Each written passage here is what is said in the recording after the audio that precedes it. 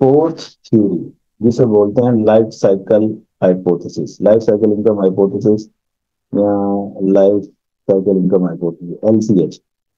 मोडिग्लियानी और ब्रूमबर्ग, ये दो इकोनॉमिस्ट हैं जिन्होंने ये थ्योरी पेश की थी, और इसे उर्दू में कहते हैं गर्दिश हयात का नजरिया।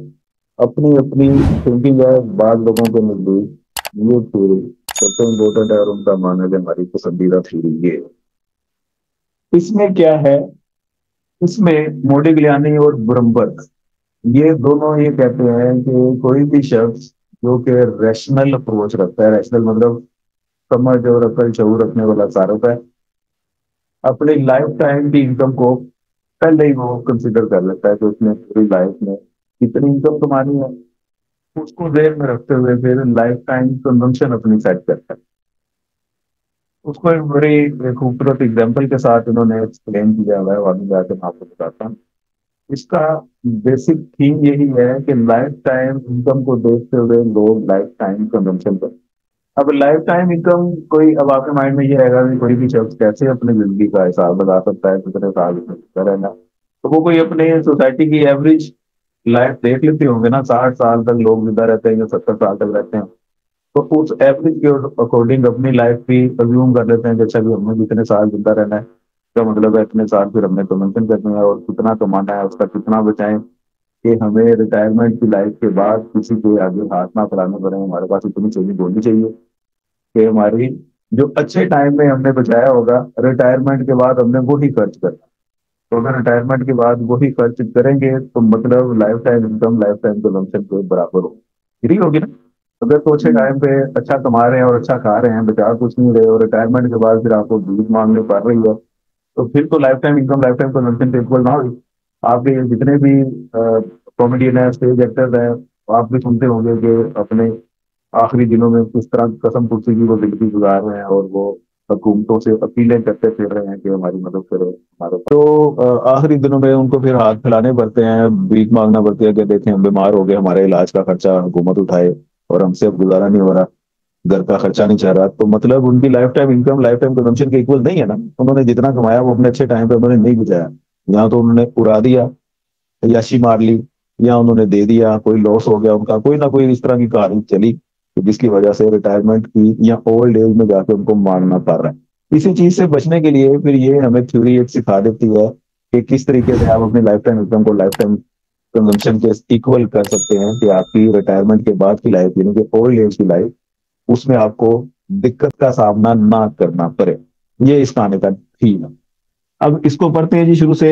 हयात की आमदनी के चक्कर का नजरिया, जैसा कि बुनियादी तौर पर मोडिग्लियानी और ब्रूमबर्ग एंडो अल्बर्ट ने पेश किया था, उसके मुताबिक अफराद अपने सर्फ और बचतों के तर्ज अमल को अक्सर तवील की मुद्दत के लिए इस तरह डिटरमिन करते हैं, मुतयन करते हैं, इन्हें अपनी पूरी जिंदगी भर के दौरान एक म्यारी नौयत का सर्फ हासिल होता रहे। तो अल्फाज में अफराद अपनी आमदनी को इस तरह खर्च करना चाहते हैं कि वो पूरी जिंदगी के दौरान एक म्यारी और मुनासिब नौयत का सरफी अंदाज अपना सके। हयात या जिंदगी भर की आमदनी का नजरिया इस हकीकत को पेश करता है कि एक शख्स की जवानी की आमदनी में उसकी बचपन की आमदनी और बुढ़ापे की आमदनी के मुकाबले में ज्यादा होती है।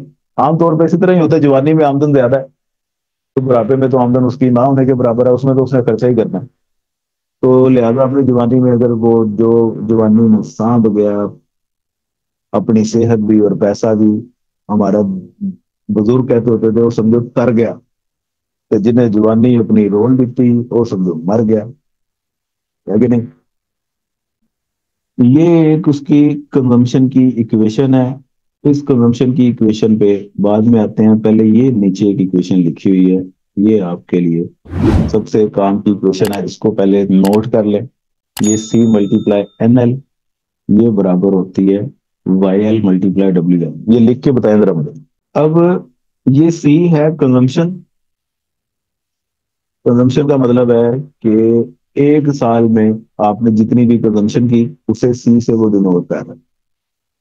आगे N L, number of living years. Number of living years का मतलब ये उसकी टोटल लाइफ है। तो उसकी जितने भी साल, वो 70 साल जिंदा रहा, 80 साल, 50 साल, वो उसका एन एल हो गया ना।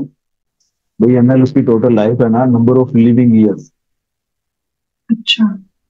और उस नंबर ऑफ लिविंग ईयर्स को एक साल की कंजम्पशन से मल्टीप्लाई अगर आप कर दें, तो ये लाइफ टाइम कंजम्पशन ना हुई, जी। Life time consumption.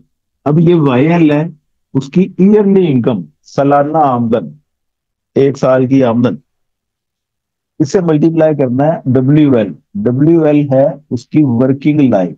अब ये एन एल डिफरेंट चीज है, डब्ल्यू एल डिफरेंट चीज है, समझ लग रही है बात। जी। मिसाल के तौर पे एक शख्स की टोटल लाइफ 60 साल है और उसने 45 की उम्र में रिटायरमेंट उसकी हो गई है, तो उसकी वर्किंग लाइफ तो फिर 45 साल हुई ना।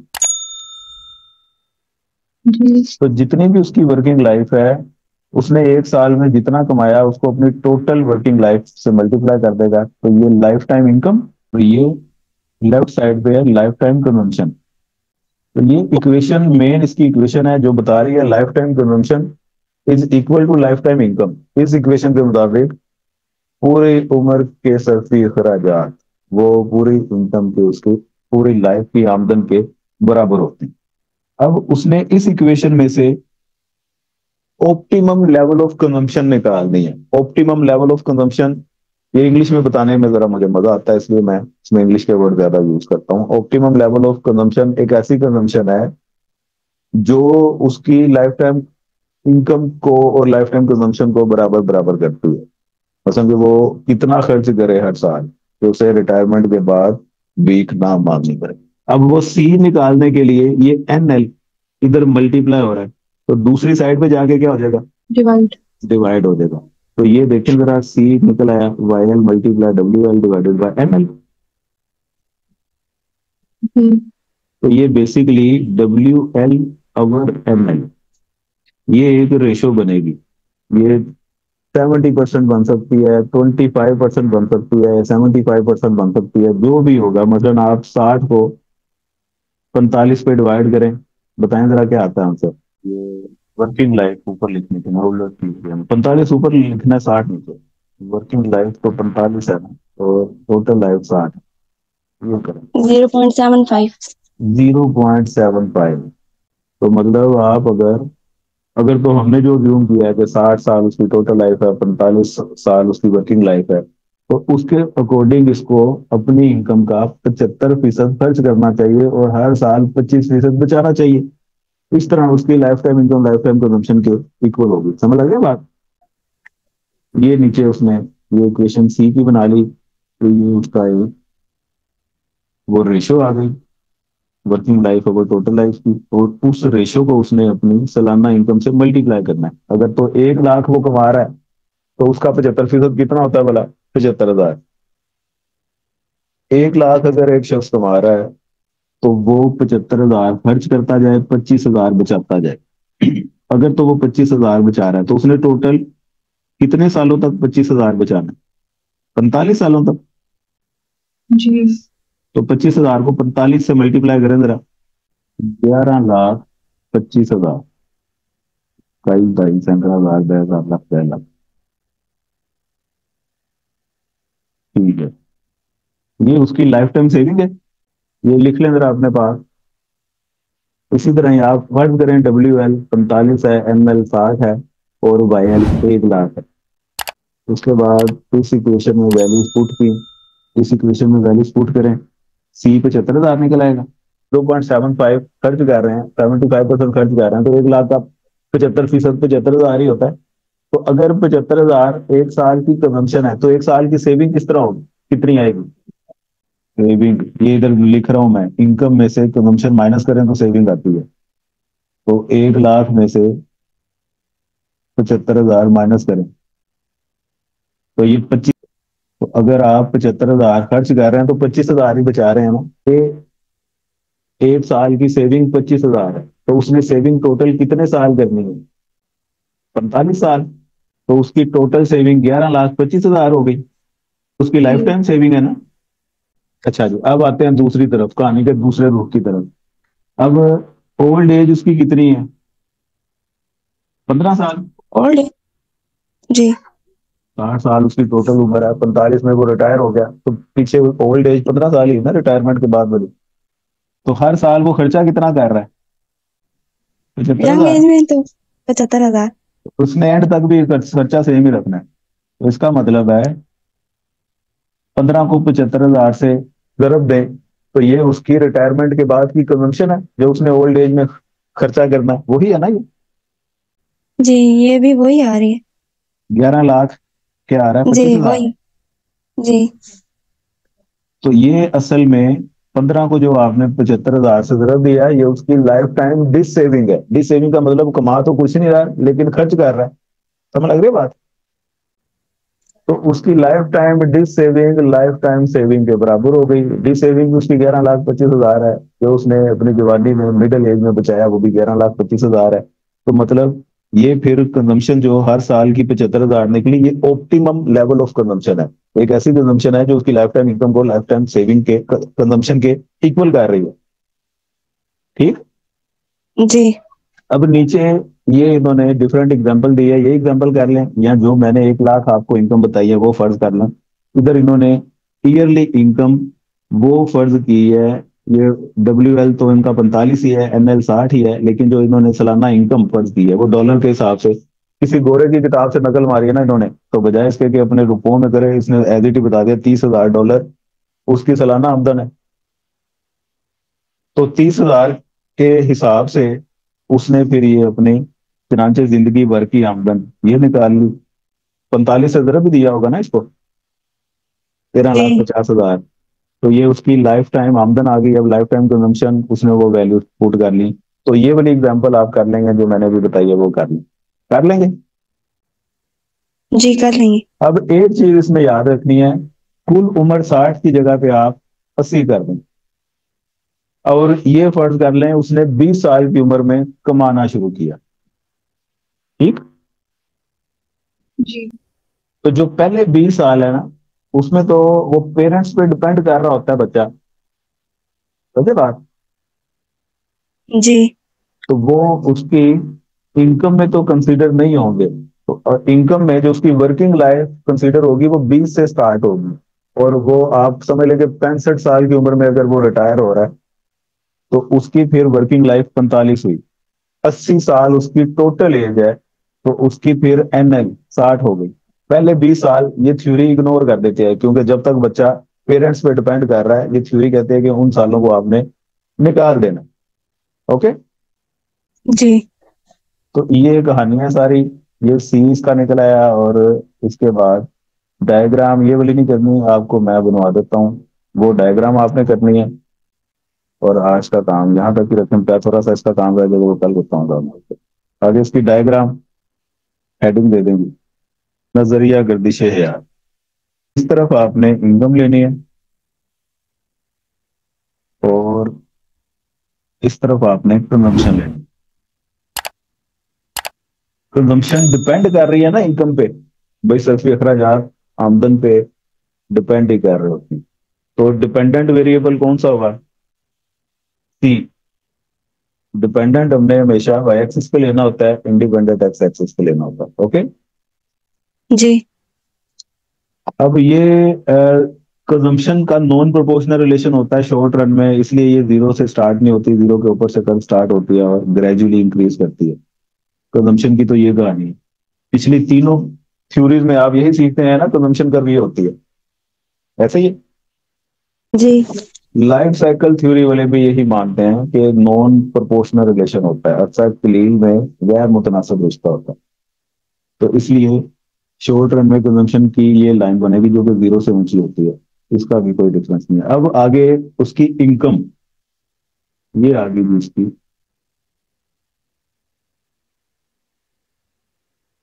इस पैटर्न से कोई भी शख्स कमाता है, शुरू में ग्रेजुअली इंक्रीज कर रहा है वो अपनी इनकम, और ये मिडिल एज ये जहां पे कट हो रहे हैं वाई और सी, इसको आप डिटरमिन करके नीचे ले आए। ये उसकी मिडिल एज, और ये दूसरा जो पॉइंट है यहाँ पे मिडिल एज इसकी एंड हो गई और रिटायरमेंट की एज स्टार्ट हो गई। मिडिल एज ये इसकी ओल्ड एज है, ये इसकी चाइल्डहुड या अर्ली एज।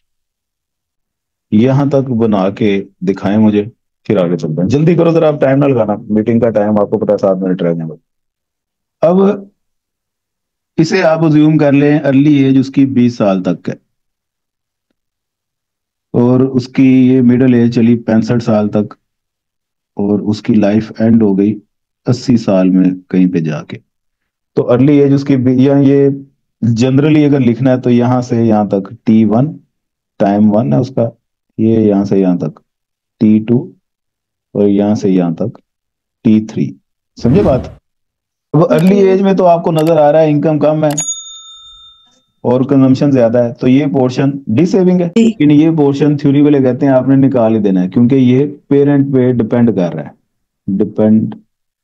तो इसको आप थ्योरी में से निकाल दें। तो हमारी कहानी स्टार्ट हो रही है 20 साल की एज से, T2 से स्टार्ट होगी यहाँ से। इसे ए पॉइंट कह दें, इसे बी पॉइंट कह दें। तो ये आपकी ए पॉइंट में मिडिल एज में अब इनकम ज्यादा हो गई और कंजम्पशन कम, मतलब ये पोर्शन उसकी लाइफ टाइम सेविंग है।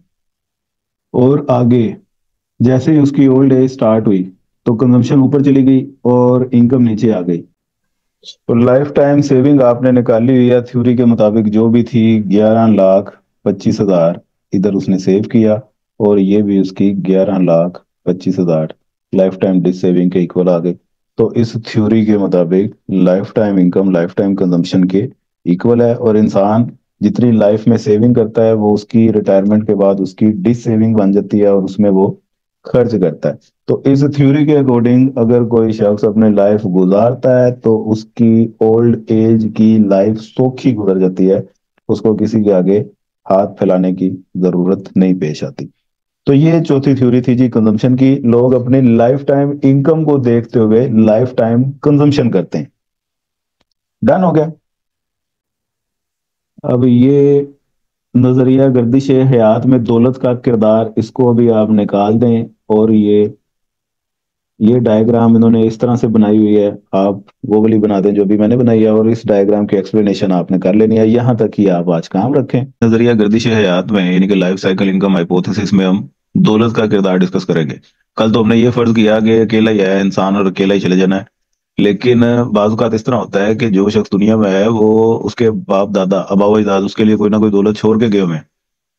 तो अगर तो दौलत छोड़ के गए हुए हैं फिर तो उसने जो कंजम्पशन करनी है, एक तो अपनी इनकम में से करनी है, दूसरा जो दौलत छोड़ के गए हैं उसमें से भी करनी है। दोनों चीजों को मिला के कंजम्पशन करेगा ना। तो यहाँ पे अब हम दौलत का किरदार थोड़ा सा डिस्कस करने लगे हैं। यहाँ पे ये फर्ज किया जाता है कि फर्द दौलत की मौजूदगी में पैदा होता है, अमीर घराने में पैदा हुआ है, लिहाजा जब एक फर्द के पास किसी आमदनी के अलावा असासे होंगे तो वो अपने जिंदगी भर के सरफी अखराजात को मुतय्यन करने में असासों को भी शामिल करेगा। जैसे अगर किसी फर्द के पास किसी वक्त टी टी का मतलब किसी भी वक्त पे कोई दौलत का स्टॉक, WR दौलत के स्टॉक को वो कह रहा है।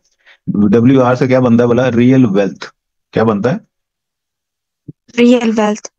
तो अगर उसके पास दौलत का स्टॉक मौजूद है, इसके अलावा वो वायल के हिसाब से कमाता भी जा रहा है, तो उसके काम करने के अरसे WL-T में किसी आमदनी भी हासिल होती है, जबकि उसकी उम्र का हिस्सा NL-T है।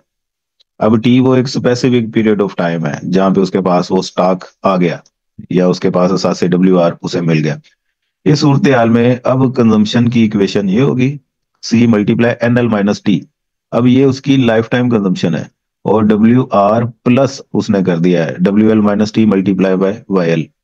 अब ये उसकी लाइफ टाइम इनकम है। मतलब इधर भी कहानी वही है, life time consumption is equal to life time income, लेकिन यहाँ पे NL की जगह NL-T कर दिया। NL तो उसके नंबर ऑफ लिविंग ईयर हो गए सारी जिंदगी, और ये T का मतलब है जब तक उसके पास वो स्टॉक नहीं आ जाता उस वक्त तक वो अपने पैसों से कंजम्पशन करेगा, और उस T के बाद वो उसके पास जो मौजूद असासे थे जो उसको आबा अजदाद की तरफ से मिले थे उन्हें खरीदना शुरू कर देगा, कंज्यूम करना शुरू कर देगा। तो NL-T का ये मतलब हुआ। यहाँ पर WR दौलत को जाहिर करता है। अब ये WR ऐड हो गया ना उसकी इनकम में, जी ये भी इसके जिंदगी भर के सरफी अखराजात पर असरअंदाज होते हैं। अब हमने लाइफ टाइम कंजम्पशन को एनुअल कंजम्पशन या पर ईयर कंजम्पशन निकालनी है, तो ये तो NL इधर NL-T मल्टीप्लाई हो रहा है, उस साइड पे जाके डिवाइड हो जाएगा। तो जब जी डिवाइड होगा तो एक WR वाली वैल्यू है इससे भी अलग डिवाइड होगा, ये सारी एक वैल्यू है इससे अलग डिवाइड होगा, इसी तरह ही जी होता है। जी इसी तरह ही होगा। तो ये दोनों के साथ डिवाइड हो गया, देखो जरा ठीक लिखा हुआ है। जी सही लिखा हुआ है। अब W R over N L minus T को 1/NL - T into W R लिख सकते हैं, जी लिख सकते हैं। और अगली जो वैल्यू है उसने उसी तरह रहने दी। मीन टू से ठीक अब है। 1/NL - T, ये वो कह रहा है एमपीसी है। एमपीसी का मतलब अपनी वेल्थ का कितने परसेंट हर साल खर्च कर रहा है वो बताएगा। और नीचे वाला जो ये कोफिशिएंट है -T/NL - T, ये एमपीसी है उसकी इनकम में से हर साल अपनी इनकम का कितने परसेंट खर्च करेगा वो ये वैल्यू बताएगी, और अपने असासों का कितने परसेंट खर्च करेगा ये वैल्यू बताएगी। तो अब उसकी कंजम्पशन पहले तो सिर्फ उसकी इनकम को देखते हुए की जाती थी, लेकिन अब उसमें वेल्थ भी ऐड हो गई है, तो इन दोनों को ऐड करके उसकी टोटल कंजम्पशन होगी, जिसमें वो असासे भी ऐड कर रहा है, उसका भी कुछ पोर्शन खर्च कर रहा है और अपनी इनकम का भी खर्च कर रहा है। समझ गए बात? इन कीमतों में और जी सी आखिरी मसावात में दर्ज करने से आगे उन्होंने कुछ न्यूमेरिकल एग्जांपल, ये सी की ये इक्वेशन बन गई ऑप्टिमल कंजम्पशन और या ऑप्टिमम लेवल ऑफ कंजम्पशन, ऐसी कंजम्पशन जो उसकी लाइफ टाइम इनकम को लाइफ टाइम कंजम्पशन के इक्वल करेगी, ये उस कंजम्पशन की बात हो रही। इक्वेशन 8 में इस तफाइल को सर्फ को जाहिर करती है, जैसे लाइफ साइकिल नजरिया के हमियों ने पेश किया। जैसा कि हमने पहले बताया, एक शख्स 20 साल की उम्र में कमाना शुरू करता है, 65 साल की उम्र में रिटायर होता है, 80 साल उसकी टोटल उम्र है। तो इस तरह 80 - 20 इक्वल टू 60, ये एनएल हो गया, जैसा कि हमें कल ही पता था। डब्ल्यू एल उसका 45 है, पता है उसकी ईयरली इनकम $30,000 इन्होंने डिटरमिन की हुई है, जबकि जो मैंने एग्जाम्पल कल बताई थी उसमें 1 लाख बता दिया। T20 है, तो जब तक वो कमाना उसने शुरू नहीं किया, टी वही है ना, टी आपका स्पेसिफिक वो जी पीरियड ऑफ टाइम, तो जहां से उसने वो असासों को इस्तेमाल करना शुरू करना है। चनाचे ए और सी की कीमतें मालूम करते हैं, उस फार्मूले में इसने वैल्यूज पुट की हुई है, और असासों का निकला है 0.025%, और अपनी इनकम का निकला है 0.625। अब कल वाली इक्वेशन में उसकी इनकम का निकला था 0.75%, यानी कि अपनी इनकम का हर साल 75% वो खर्च कर रहा था। अब अगर जी वेल्थ भी आ गई तो वो 75 को फिर कम करके नीचे ले आएगा ना, 62% हर साल अपनी इनकम का खर्च करता जा रहा है, 62.5%। और 0.25 25% ये अपने असासों का इस्तेमाल करता जा रहा है, 0.025, मतलब 2.5% समझ लो उसको, 2.5% वो अपने असासों का हर साल इस्तेमाल कर रहा है। ओके, अब हम फर्ज करते हैं उसके पास दौलत असासे कितने छोड़ के गए हुए हैं, या अल्लाह खैर, ये कितनी है वैल्यू? $2 लाख। $2 लाख फर्ज कर लिया जी, उसके बाप दादा उसके लिए छोड़ के गए हैं। अब इस सी की इक्वेशन में उसने उस वैल्यू को ऐड किया, तो अब ये कंजम्पशन ये बन गई। और आप जो कल मैंने इक्वेशन आपको बताई थी उसमें आप 2 लाख एंटर कर लोगी तो उसकी इससे कोई डिफरेंट हो जाएगी। तो नीचे बस इस इक्वेशन को थोड़ा सा इन्होंने एक्सप्लेन किया हुआ है, ये आप खुद पढ़ लेना। तनकीद, तनकीद का मतलब ये बात सही, सबसे पहला पॉइंट इसमें कुछ आपको बोंगियां भी लगी होंगी थ्योरी में, मसलन जिस तरह हमारे इस्लाम में कॉन्सेप्ट है जिंदगी मौत अल्लाह के हाथ में है, हम कैसे बता सकते हैं कि कितने साल जिंदा रहना कितने साल नहीं जिंदा रहना। सबसे पहली दफा मैंने ये थ्योरी पढ़ी थी, मेरे तो माइंड में ये आया था, आपके माइंड में नहीं आया? जी मेरे भी में आया। तो इसको फिर इस तरह की जो बातें माइंड में आते हैं उसको फिर हम तनकीद में डालते हैं ना, सही। तो एक जी तो पॉइंट यही होगा जी जो आपके भी माइंड में है और मेरे भी माइंड में है कि हम अपनी लाइफ का तखमीना लगा नहीं सकते, तो इस वजह से इसने ये यहाँ पे जी एक फजूल बात की है। लेकिन बुक में देखने का लिखा हुआ पहला पॉइंट, ये बात सही नहीं कि एक फर्द के सरफी अखराजात पूरी जिंदगी के दौरान मुस्तकिल रहते हैं। तो इसने तो कह दिया कि हर साल कंजम्पशन उतनी ही करेगा, जबकि ऐसा तो नहीं होता। जिस तरह परमानेंट इनकम में मिल्टन फ्रीडमैन ने हमें समझाया था कि कंजम्पशन चेंज होती रहती है, वेरी करती है, तो इसने कह दिया मुस्तकिल रहती है, हर साल वही रहेगी। इस तरह नहीं होता। रिटायरमेंट के बाद के अखराजात आमतौर पर काम करने वाले अखराजात से मुख्तलिफ होते हैं, ठीक हो गया। जी नंबर 2, ये बात भी गलत है कि काम करने वाले अरसा के दौरान किसी की आमदनी यकसा रहती है। अब आमदनी भी चेंज होती रहती है, प्रमोशन हो गई, डिमोशन हो गई, कभी